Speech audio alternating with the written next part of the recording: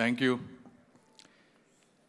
ప్రజల ఆశయ సాధనే ఆశయంగా మార్చుకున్నటువంటి అభ్యుదయ మార్గదర్శి, అభివృద్ధిని ఇన్ఫర్మేషన్ టెక్నాలజీతో జత కలిపి ముందుకు తీసుకువెళ్తున్నటువంటి దూరదర్శి శ్రీ మాన్యశ్రీ నారా చంద్రబాబు నాయుడు గారికి, రాజనీతి మే అజాత్ శత్రు శ్రీ నితిన్ గడ్కరీజీ గారికి, గుండె మంటను మానవత్వాన్ని ఒకేసారి చూపించగలిగినటువంటి జననేత శ్రీ పవన్ కళ్యాణ్ గారికి, వేదికను అలంకరించినటువంటి కేంద్ర రాష్ట్ర మంత్రులకు, శాసనసభ్యులకు, అందరికన్నా ముందున్నటువంటి మా గుంటూరు ప్రాంత ప్రజలకు, పాత్రికేయులకు అందరికీ కూడా మనస్ఫూర్తిగా ధన్యవాదాలు.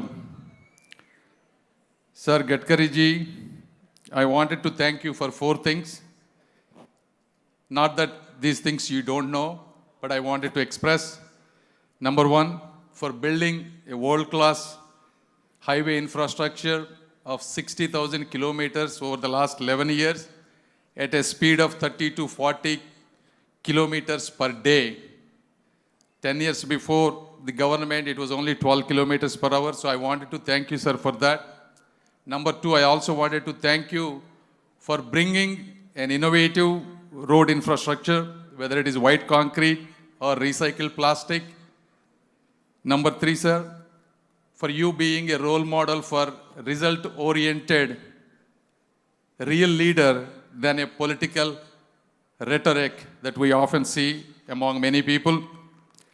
And the most important, 4th one, sir, you are so humble, down to earth, approachable, with an exceptional positive attitude that I have never seen in any other leader.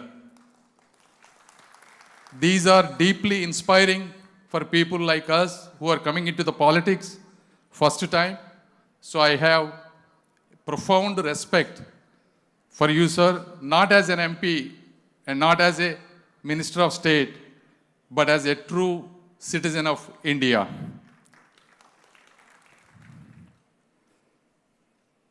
And I also selfishly wanted to thank you for providing and approving 140 meters outer ring road and a lot of the small things for AIIMS exit and other stuff, sir. So I wanted to thank you on behalf of Guntur people once for all. And then second, ఈరోజు కార్యక్రమానికి వస్తే శ్రీ నారా చంద్రబాబు నాయుడు గారి గురించి ఒక్కసారి మాట్లాడుకోవాలి. ఎందుకంటే దేవుడు ఒక్కొక్క నాయకులకి కొన్ని సంవత్సరాలు అవకాశం ఇస్తారు. ఆ అవకాశం ఇచ్చినప్పుడు ఏ విధంగా మనం ఆ అవకాశాన్ని ఉపయోగించుకుంటున్నాం అనేది చరిత్ర చెబుతుంది. నారా చంద్రబాబు నాయుడు గారు కంబైన్డ్ స్టేట్లో ఆంధ్రప్రదేశ్ ముఖ్యమంత్రిగా ఉన్నప్పుడు 180 కిలోమీటర్ల ఔటర్ రింగ్ రోడ్డుకి శంకుస్థాపన చేశారు.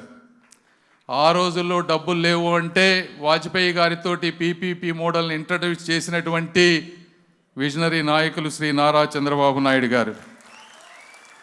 ఎవరు ఊహించని విధంగా 5,000 ఎకరాలకు పైగా భూమి సేకరణ చేసి ఈరోజు వరల్డ్లోనే one of the best international ఎయిర్పోర్ట్గా తయారయ్యే విధంగా చేపించినటువంటి వ్యక్తి కూడా శ్రీ నారా చంద్రబాబు నాయుడు గారు.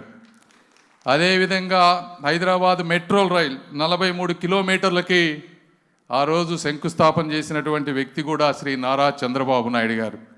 ఇవి ఎందుకు చెప్తా ఉన్నామంటే, మీరు ఈరోజు హైదరాబాద్ గురించి ఎవరన్నా చూస్తే ఆ రోజు ఆయన చేసినటువంటి ఇవి జీనోమ్ వ్యాలీ ఇవి తప్పించి గత 2004 నుంచి ఈ రోజు వరకు కొత్తగా హైదరాబాద్కి ఏమొచ్చిందంటే గబక్కన ఒక్కడు కూడా చెప్పలేరు. హైటెక్స్ కానీ హైటెక్ సిటీలు కానీ అవి తప్పించి. అదేవిధంగా గత 5 సంవత్సరాల్లో ఒక వ్యక్తికి ఈరోజు అధికారం ఇచ్చారు. ఆయన ఏం చేశారో కూడా మీకు అందరికీ తెలుసు.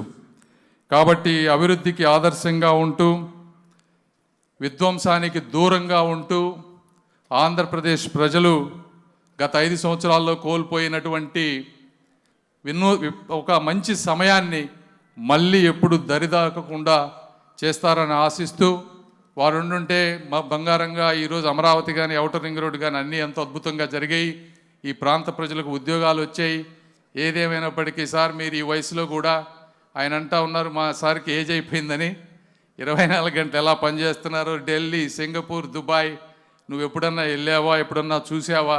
ఏజ్ కాదు కావాల్సింది, టాలెంట్ కావాలి, ఒక ప్యాషన్ కావాలి. మా గుంటూరు ప్రాంత ప్రజల తరపున, ఆంధ్రప్రదేశ్ ప్రజల తరపున సార్ మీకు మనస్ఫూర్తిగా మీ ప్యాషన్కి, మీ హార్డ్ వర్క్కి ధన్యవాదాలు తెలుపుకుంటూ అందరికీ సెలవు తీసుకుంటున్నాను. Thank you. ధన్యవాదాలండి. Now I request Shri K Ram